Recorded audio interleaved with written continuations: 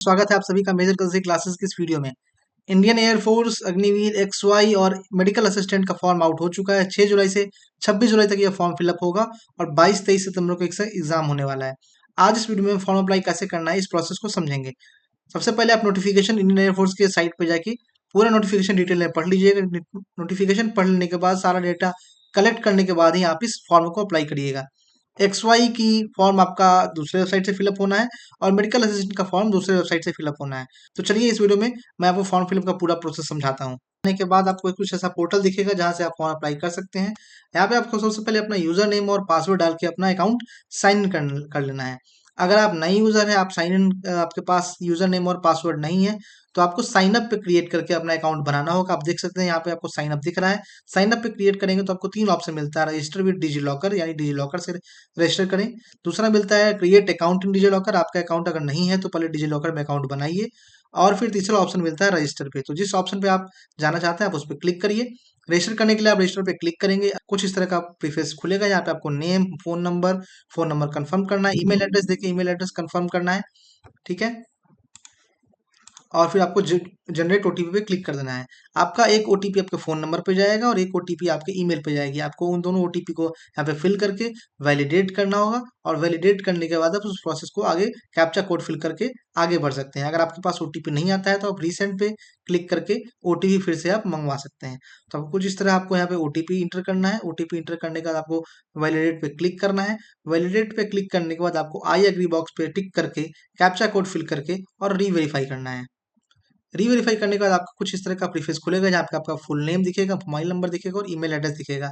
आपको इन टिक बॉक्सेस पे टिक करना है और रीवेरीफाई पे क्लिक करना है, यानी कि आपका इन्फॉर्मेशन यहाँ पे आपको सब कुछ सही है। सबमिट पे क्लिक करने के बाद आपके पास आपका यूजर नेम रहेगा, जो आप अपना ईमेल आईडी है वो यूजर नेम आप डाल सकते हैं। इसके अलावा आपको एक पासवर्ड भी दिया जाएगा, सिस्टम जनरेटेड पासवर्ड। उस सिस्टम जनरेटेड पासवर्ड को आपको एंटर करना है और फिर कैप्चा कोड फिल करके आपको यहाँ पे साइन इन करना है। साइन इन करने के बाद आपसे कहा जाएगा अपना एक नया पासवर्ड बनाने को। आपको यानी कि सिस्टम जनरेटेड पासवर्ड के अलावा आपको एक नया पासवर्ड बनाना है। पासवर्ड आपका 8 कैरेक्टर का होना चाहिए। इसमें एक न्यूमेरिक कैरेक्टर, एक अपर केस कैरेक्टर, एक स्पेशल कैरेक्टर और कुछ सिंबल हो सकते हैं। ठीक है, तो आपको कुछ ऐसा एक तरह का डमी पासवर्ड मैं दिखा रहा हूँ, ऐसा पासवर्ड बना के कैप्चा कोड फिल करके चेंज पासवर्ड पे क्लिक करना है और यही पासवर्ड आपका आगे सभी साइन इन के टाइम यूज होने वाला है। तो यूजर नेम पासवर्ड आप इस तरह से क्रिएट करेंगे, फिर क्रिएट करने के बाद लॉगिन करेंगे और लॉगिन करने के बाद आपका इस तरह का एप्लीकेशन फॉर्म खुल जाएगा। पासवर्ड खुलेगा जहाँ personal detail, communication detail, qualification detail, additional and document and payment का आपको ऑप्शन दिख रहा है यहाँ पे। सबसे पहले आप सारी नोटिफिकेशन डिटेल से पढ़ लीजिएगा। नोटिफिकेशन डिटेल से पढ़ने के बाद ही आप आगे एप्लीकेशन फॉर्म को फिल करने के लिए प्रोसीड करिएगा। नोटिफिकेशन पढ़ने के बाद आपको यहाँ पे 2 टिक बॉक्सेस मिलेंगे। ठीक है, उससे पहले आप यहाँ पे फोटो वगैरह का सब कुछ का डिटेल चेक कर लीजिएगा कि आपको फोटो वगैरह की डिटेल कैसे देनी है। ब्लैक स्लेट पे देना है, आपके चेस्ट के फ्रंट पे होना चाहिए, आपका नाम होना चाहिए, फोटोग्राफ क्लियरली टेकन होना चाहिए, नाम आपका व्हाइट चौक से कैपिटल लेटर में लिखा होना चाहिए, दाढ़ी वाड़ी नहीं होनी चाहिए। सब डिटेल ध्यान में रख के फोटो क्लिक कराइएगा और फिर टिक बॉक्स पे टिक करके आपको सेव एंड नेक्स्ट पे क्लिक करना है। सेव एंड नेक्स्ट पे क्लिक करने के बाद आप पहुंचेंगे अगले प्रोसेस में। यहाँ पे आपको पर्सनल डिटेल देना है, जैसे कि आपका नाम यहाँ पे ऑलरेडी फिल रहेगा, आपको फादर्स नेम देना है, मदर्स नेम देना है, जेंडर सेलेक्ट करना है। ठीक है, उसका बाद आपको जेंडर यहाँ पे ऑलरेडी फिल करना है। एक बार आपको सिलेक्ट करना है, एक बार आपको अपना जेंडर यहाँ पे फिल करना है। इसके बाद नीचे आपको दिखेगा एक टिक बॉक्स, वहां से आपको अपना नेशनलिटी सेलेक्ट करना है। नेशनलिटी सेलेक्ट करने के बाद पूछा गया है कि आपको इस वैकेंसी की इन्फॉर्मेशन कहाँ से मिली, आपको इन्फॉर्मेशन की जानकारी देनी है। इसके अलावा आपको यहाँ पे डेट ऑफ बर्थ पूछा गया है, आपसे डेट ऑफ बर्थ देना है आपका। और फिर मेंटल स्टेटस पूछा गया है, मेंटल स्टेटस आपका अनमैरिड ही रहेगा, सिंगल ऑप्शन। ठीक है, इसके बाद आप पहुंचेंगे अगले सेक्शन में। तो पूछा गया आपसे डोमिसाइल कैटेगरी, यानी आप परमानेंट डोमिसाइल कहाँ के रहने वाले हैं, या आप children of air force serving personal है या नहीं। ठीक है, तो आपको ये सब डिटेल फिल करने के बाद अपना डोमिसाइल कैटेगरी भी सेलेक्ट करना होगा। अगर आप इन 2 कैटेगरी में आते हो तो आप इन 2 कैटेगरी को सेलेक्ट करिए। उसके वाला अगर नहीं आते हैं तो परमानेंट डोमिसाइल पे जाइए। इसके अलावा आपको फिर नीचे यहाँ पे स्क्रॉल करने को मिल जाएगा अपना डोमिसाइल स्टेट। ठीक है, तो आपको अपना डोमिसाइल स्टेट सेलेक्ट करना है कि आप किस स्टेट से आते हो, किस डिस्ट्रिक्ट से आते हो, ये सेलेक्ट करना है। फिर पूछा गया आप क्या आप ऑलरेडी सर्विंग हो अग्निवीर के तौर पे इंडियन एयरफोर्स में, यस या नो। अगर नो है तो नो करके आप सेलेक्ट करेंगे और सेवन नेक्स्ट करके आगे बढ़ेंगे।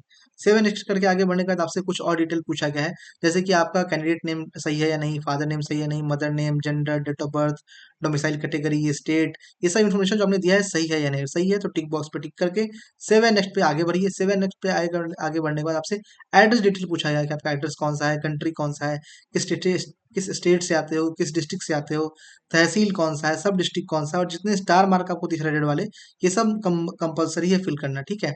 इसके अलावा पूछा गया है कि आपका आधार कार्ड का लास्ट 4 डिजिट क्या है, ठीक है। और पूछा गया है आपका परमानेंट एड्रेस और कॉरेस्पॉन्डेंस एड्रेस सेम है, अगर नहीं है तो फिर आपको परमानेंट एड्रेस अलग से फिल करना होगा, अगर सेम है तो सिंपल आप यस करके आगे बढ़ सकते हैं।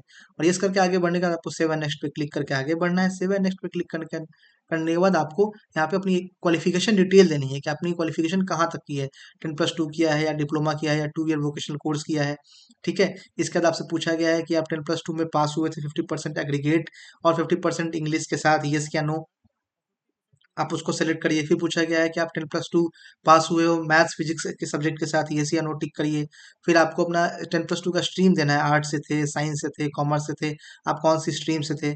इसके अलावा फिर आपसे पूछा गया है कि स्ट्रीम सेलेक्ट करने के बाद पूछा गया है आप किस स्ट्रीम के लिए अप्लाई करना चाहते हो। देखो यहाँ पे 3 स्ट्रीम है, साइंस सब्जेक्ट मतलब x group, other than science मतलब वाई ग्रुप, और बोथ मतलब एक्स एंड वाई बोथ। जो बच्चे जो कंफ्यूजन में होते हैं, अदर देन साइंस मतलब वाई रहेगा, साइंस मतलब एक्स रहेगा, और both science and other science मतलब एक्स एंड वाई बोथ रहेगा। फिर पूछा गया आपने किस बोर्ड से पढ़ाई की है, आपको यहाँ पर बोर्ड फिल करना है। इसके अलावा आपसे पूछा गया है कि आपका एग्रीगेट परसेंटेज कितना था, मिनिमम 50% मैंडेटरी है, बट इसके अलावा आपका एग्रीगेट परसेंटेज कितना है, 59%, 60%, जो भी आपका परसेंटेज हो आप वो फिल करिए। परसेंटेज किस चीज में दिया गया था आपको, परसेंटेज में था, सीजीपीए में था, ग्रेड में था, आपका रिजल्ट किस में था। इसके अलावा अब आपको यहाँ पे सभी सब्जेक्ट का मार्क्स देना है कि आपने आउट ऑफ 100 या जितना ही सब्जेक्ट का मार्क्स पेपर हो उसमें से कितने मार्क्स पाए आपने, इंग्लिश, मैथ्स, फिजिक्स, बायोलॉजी, आप जिसके लिए अप्लाई करोगे उसके हिसाब से यहाँ पे एजुकेशन डिटेल आपको फिल करनी पड़ेगी। तो सभी सब्जेक्ट का आपको यहाँ पे मार्क्स फिल करना है कि आपका सभी सब्जेक्ट में मार्क्स कितना था आउट ऑफ 100 और कितना परसेंटेज बनता जा रहा है पर्टिकुलर सब्जेक्ट वाइज। ये डिटेल जब आप फिल करेंगे तो इसके नीचे आपसे पूछा गया है क्या कोई एडिशनल सब्जेक्ट भी था इसमें जो मार्कशीट में इंक्लूडेड हो या ना हो। अगर है तो फिर यस करिए, नो है तो नो करके आगे बढ़िए। फिर पूछा गया कंप्यूटर नॉलेज है या नहीं, यस करिए, नो करिए, ठीक है। अगर है तो बेसिक है, इंटरमीडिएट है, एडवांस है, कैसा नॉलेज है वो आपको देना है। इसके अलावा पूछा गया है क्या आप ग्रेजुएशन कंप्लीट कर ली है, यस करिए तो यस, नो है तो नो। अगर इंजीनियरिंग की है, यस नो वो भी दीजिए। और या क्या आप इंजीनियरिंग में कौन से स्ट्रीम से इंजीनियरिंग कर रहे हो, अगर नो है तो सिंपल आप नो करके आगे बढ़ेंगे। फिर पूछा गया कि आप ग्रेजुएशन कर रहे हो, यस या नो। कर रहे हो तो यस करिए, नो कर रहे हैं तो नो करिए। यही सवाल आपके लिए इंजीनियरिंग के लिए भी है, अगर नो है तो नो करके आप आगे बढ़ सकते हैं, इसमें बिल्कुल भी यस करने की जरूरत नहीं है। सेव एंड नेक्स्ट पे क्लिक करके आप आगे बढ़ेंगे। तो इसके बाद आपसे कुछ एडिशनल डिटेल पूछा गया है, जैसे कि आप अपने बॉडी का कोई विजुअल परमानेंट मार्क दिखाइए, मतलब मार्क बताओ कि वो कहाँ पे लोकेटेड है। लाइक चेस्ट लाइन से ऊपर होना चाहिए और नी लाइन के नीचे यानी कि छाती से ऊपर और घुटनों के नीचे वो मार्क होना चाहिए जिससे क्लियरली वो चेक किया जा सके, ठीक है। फिर पूछा गया है आपका हाइट कितना है सेंटीमीटर में, शू साइज क्या पहनते हो आप, आपका वेस्ट साइज कितना है सेंटीमीटर में और चेस्ट साइज कितना है सेंटीमीटर में। ये कुछ एडिशनल डिटेल है जो आपको फिल करने हैं। इसके अलावा कुछ और एडिशनल डिटेल हैं जो आपको फिल करने हैं, लाइक क्या आपने एनसीसी किया है, यस है तो नो। इसमें सिंपल आपको यस नो करते जाना है, अगर नहीं किया है तो सिंपली आप नो रखिएगा, यस करने की बिल्कुल जरूरत नहीं। तो आपको यहाँ पे कुछ इस तरह के सवाल मिलेंगे जैसे कि आपने कभी डिस्चार्ज हुआ या नहीं, ड्राइविंग जानते हो या नहीं, वेल्डिंग रिलेटेड वर्क आप कभी किए हो या नहीं। तो जिस सब्जेक्ट में अगर आप यस करेंगे तो आपको उसके लिए कुछ ऑप्शंस भी मिलेंगे, अगर नो है तो सिंपल आप नो करते जाइए, कोई भी दिक्कत की बात नहीं है, ठीक है। तो सारे ऑप्शंस में यस नो आप टिक करते जाएंगे अपने अकॉर्डिंग। और फिर आपसे लास्ट में पूछा गया कि मेडिकल हिस्ट्री रही है आपकी, अगर कोई फैमिली का पेरेंटल कोई मेडिकल हिस्ट्री है वो भी आप बता सकते हैं। कोई और लैंग्वेज आपको जो इंग्लिश हिंदी के अलावा आती हो तो यस करिए, नहीं आती है तो नो करिए, ठीक है। फिर पूछा गया है आपसे कि अगर आपको आती है तो कौन सा लैंग्वेज आपको फिल करना है, अगर नो तो आप नो करके आगे बढ़ेंगे। फिर पूछा गया आप किस जगह से ये फॉर्म अप्लाई कर रहे हो, यानी कि आपका डिस्ट्रिक्ट बेसिकली पूछा गया है, ठीक है। और फिर पूछा गया है आपसे अपना आपका सिटी प्रेफरेंस, यानी कि आप 5 सिटी बताइए जहाँ पे आप एग्जाम देना चाहें, और 5 स्टेट यानी कि किस स्टेट के किस सिटी में आप एग्जाम देना चाहते हैं, अपने नज़दीकी सेंटर यहाँ पे आप सेलेक्ट करिएगा। और फिर अपना 5 सिटी सेंटर सेलेक्ट करने के बाद आप सेव एंड नेक्स्ट करके आगे बढ़ेंगे।